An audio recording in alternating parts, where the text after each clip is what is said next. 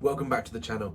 Sorry I haven't done a video for a few weeks. I've been absolutely flat out doing all sorts of things, but firstly I want to say thank you to all the viewers on all the previous videos and all the comments. I love seeing all the comments, and I have been replying to some of them as well, and getting a bit chatty with you guys, which is fantastic. But today's video, we're actually showing you my latest piece to my collection, which actually it's been in my collection before, and I've actually just got it back, which is pretty cool. And we're just going to compare it to that watch to the latest generation of the same watch. So let's get into it. Let's have a look at them both. Let's have a chat about how they compare, what's different and what's new, and what we expect to see from Rolex in the next few weeks with some new announcements and a possible price increase as well. Let's go.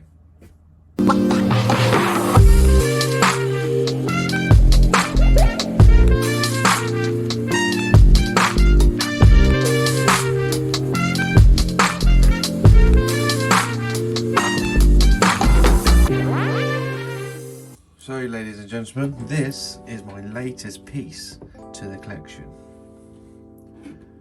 We've got the Rolex GMT Pepsi 16710. This is the 2007 pre-ceramic model. When I said in my intro I was actually bringing this back to the channel, basically what happened is actually this is what I got. This is the actual watch that got brought for my birthday present, and I did a little exchange for it just for a time being, with the with the mindset of buying it back eventually, and you know, over the last few months I've been saving up and working really hard, and eventually I've just brought it back, so it's back in the box. So here it is. Obviously, it's obviously you don't see many of these now, with actually the metal bezel rather than the ceramic. But what today's video is about is just having a look at this watch, just say that it's back in the collection. We're going to run through this watch, just have a quick run through this watch, just tell you obviously the features, and kind of this is like, it's all a bit old school, and it's one of the latest watches to the collection, but also it's quite it's a 2007 model. It's not obviously it's not old, but you know, it holds lots of the old Rolex features which the newer watches don't have. So we'll run through this one, then we'll run through the predecessor of this watch, and then we're going to put them side by side just for a general comparison and a chat. So like I said before, this is actually a 2007 Rolex GMT 16710. It's got the Pepsi bezel, but also I have the Coke bezel with the watch. This generation of watch, you can actually change the bezels yourself, and used to be able to buy just the bezels from Rolex, but they clamped down on it quite a lot, and it's a lot harder to do now. Well, with the ceramics, obviously you can't change it or pick up a new ones, but you know, this is old school Rolex, and back in the day they used to be a bit more flexible than they are now. But to be fair, I've worn this a few times, and it's absolutely in pretty much mint condition. The last time I wore it, I was out for a big day out with my friends, and before that it got serviced by Rolex. And since the service I kind of haven't really worn it. I've just kind of looked at it and messed around with it a bit, but I like to get it out every now and then, but it hasn't been out for a while because, like I said, I've just got it back, so it will be out, it will be coming out in the future, but at the moment it's just stored away. An interesting story with this one actually. When I sent it for a service, that Rolex actually replaced the sapphire. I didn't ask them to. It come back on the check. It come back on their service inspection saying the glass was had a few chips in it, which I never knew about. And I said to them, "Nah, don't worry about it. It's fine. You know, I'm happy to go ahead without, just leave the glass alone. That's fine." I think the glass was about 120 quid at the time. But got it back, and they said it was like a miscommunication error, and the glass got replaced anyway. Fantastic, happy days. So this is a 2007. It's a 40mm GMT. Like I said, it's got the traditional Pepsi dial, but this can be changed for the all black one, a Coke one, and the Pepsi one. So, but This originally is a black one, I think, and we've got a Pepsi bezel for it, but like I said, everything's interchangeable, unlike nowadays. As you can see, it's got a sticker on the back there from the service. So we've got the standard oyster bracelet. As you can see, this is the old style clasp, old style Rolex clasp with the sheet metal clasp. I would say the newer ones now are a lot better. This is kind of thin, you know, stiff, but you could easily bend it if you wanted. Like the newer ones now are really engineered, and you've got as you can see, you've got the little holes there, which aren't visible anymore on the newer ones. So you've got the sheet metal clasp.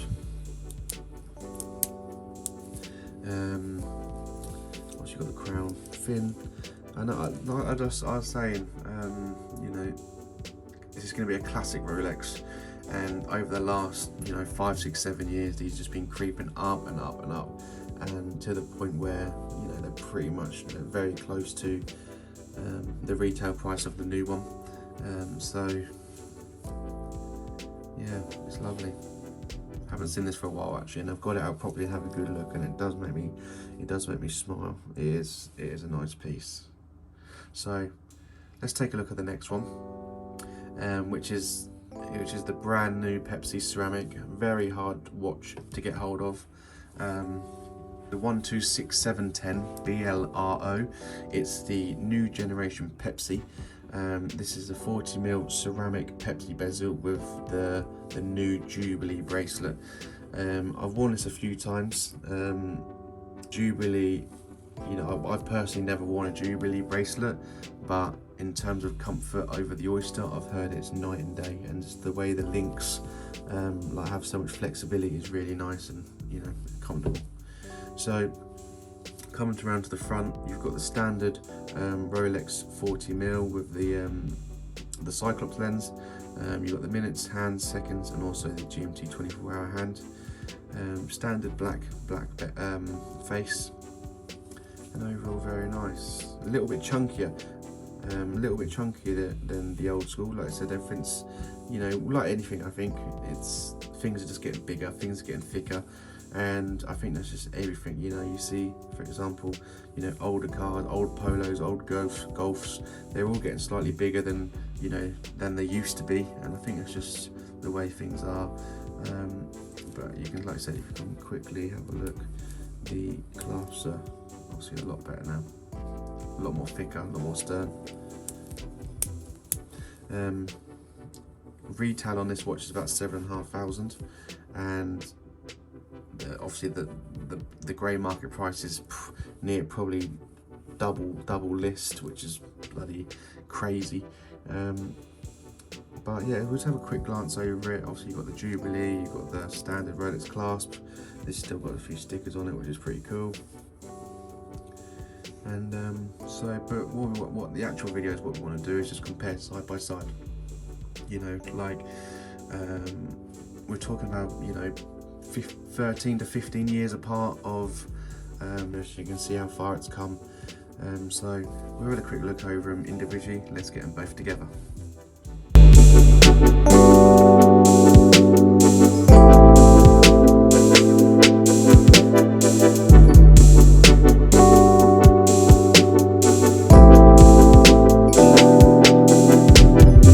So side by side, you can see I've got my fancy carpet roll here. Just the only thing I could find which is going to put them side by side, which is manageable. I don't want to damage them. But when you get them side by side, we've now got a better vision of the differences become more apparent. So on the left here we've got the older model. Like I said, this is a 2007, this is probably a 2020 model. So this is 13 years apart in terms of technology, in terms of innovation, but they still do the same job. And as you can see, it's just that newer generation. So we'll start with the main thing, the bezel. So as you can see on this one, the older one, the colours are a lot more vibrant than the newer model, and that's because this is metal. So on metal, the colours you can get them a lot clearer, a lot shinier. When on the new one, this is a ceramic bezel. Ceramic's a lot harder to get you know, vibrant colours from. But in terms of and I think what Rolex struggled with as well is getting the blue and the red, the crossover area where the two colours join, to be ceramic, where, you know, on a metal dial it's a lot easier to do.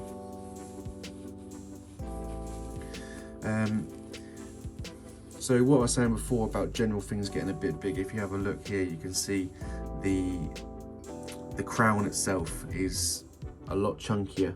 Everything new is getting bigger and chunkier. The shoulders of the case are getting bigger to hold the bigger crown.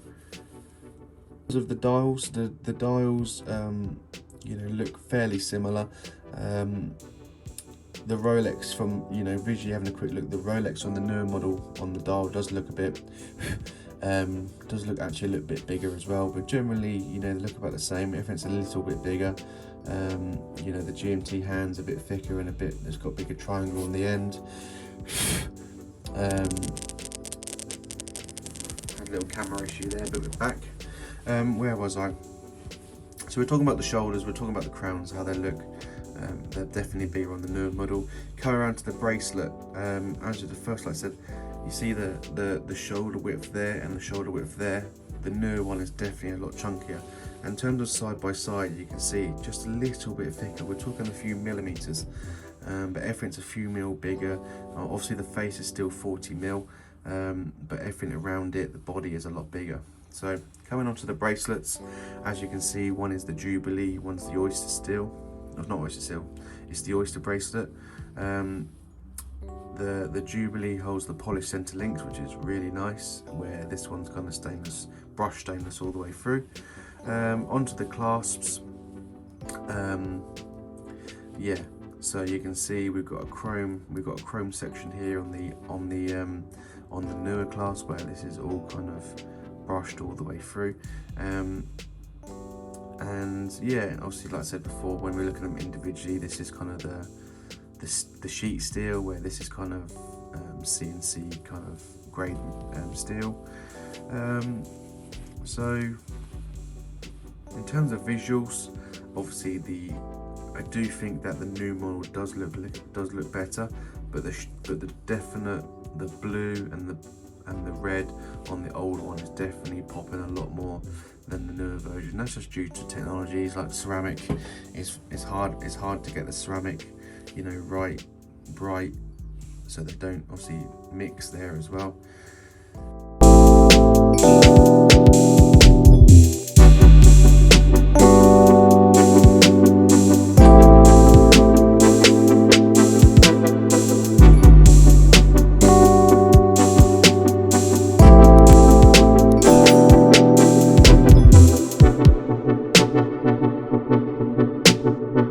Of specifications, the newer GMT holds the caliber 3285, which is plus or minus 2 seconds a day, with a 70-hour power reserve. Obviously it's got the minutes, seconds, and hours with the 24-hour GMT hand, and so has the older model there. Both got 40mm cases. The older style one has the caliber 3185 with actually a 40-hour power reserve rather than the 70. Both with crystal sapphire glass with the Cyclop lenses, and both, you know, with the roughly the same, you know, depth rating of, I think these are the GMTs are 100 meters. Obviously both automatic self-winding movements, and both made out of steel. Great tool watch, great everyday watch. Definitely these ones, the new 2020 models are obviously a piece, which is, you know, it's been a collector's hard to get piece from the day it got released, where these older ones were a lot more available back in the day, and also probably a lot more easy available now. Obviously that you can't buy them new now, but you know, the second-hand market, there's always examples available, not too tucked away like these ones. But it's nice to see them side by side, which is, you know, you don't get to see that very often, and I thought that'd be a really good video for the channel, just to get you know, let you have a look side by side, because it's hard to find two examples and get them put side by side. As you can see, you know, like I said, we're just looking at the new generation over time. So over 15 years, this is what Rolex, you know, this was their vision. This is what they're able to do to move their, you know, the quality, and just move their as a brand forward. And this is their outcome. Some people might like the older ones. Some people might prefer the newer ones. It's very hard to say. Definitely the older one feels a lot smaller on your wrist, where the newer one feels it's got a bit more body, it's got a bit more weight, it's a bit more refined. Not so much, I'm not too keen on the Jubilee bracelet there. I would rather the Oyster, but obviously that's down to personal preference. So, Rolex news. We've got next week a brand new Rolex being released, and rumours speculate it's going to be a brand new Explorer. Explorers, you know, they're the watches, white and black face. They've got the big orange hand. There's been speculation there's a new Explorer coming out for a while. To buy an Explorer new from your AD is, the sources have really dried up. That only tells us one thing, that a new Rolex is coming. I saw on the website today it says 7th of April, which is, I'm pretty excited. As soon as it gets released, I'm going to be straight on the phone to my AD and see if she can allocate me one. And also, you know, there might be a few discontinued models after that date. If Rolex are going to announce anything else, we could see a discontinuation of a few models. And another watch in speculation, the Rolex Deep Sea. If it does get discontinued, I'm going to be super excited. You know, I've got a few, but that doesn't mean I'm going to sell them. It just makes it a bit more merrier and a bit more fun, and it's something to talk about. And also, I actually heard today that potentially 1st of May there could be a price increase as well. Maybe, I'm not sure if that's just for the UK or for the whole, you know, the whole world. But it looks like there's going to be another price increase this year. Even though it's been locked down, there's been COVID, they're still going to put the price up, which fair dues. But with everything, if the new prices go up, the second-hand prices go up, so it all moves. But you know, we can't really do much about it. If Rolex want to do it, then they do it. But who knows? We've got to see. Thank you very much for watching. I really appreciate all your views. Please get in the comments. I'll be replying to most of them. You know, and it's nice to get a comparison of old to new, what Rolex have done since, you know, 15 years apart, and trying to get two, you know, fairly, you know, iconic Rolexes together in the same shop to do like a side-by-side comparison is quite hard. But I hope you enjoyed the video. Give it a thumbs up. Get subscribed. Hope everyone has a wonderful Easter. Spend lots of time with your family, as much as you can within restrictions as well, depending where you are. But enjoy your time with your family. Have a great Easter, and I'll see you on the next one. Cheers.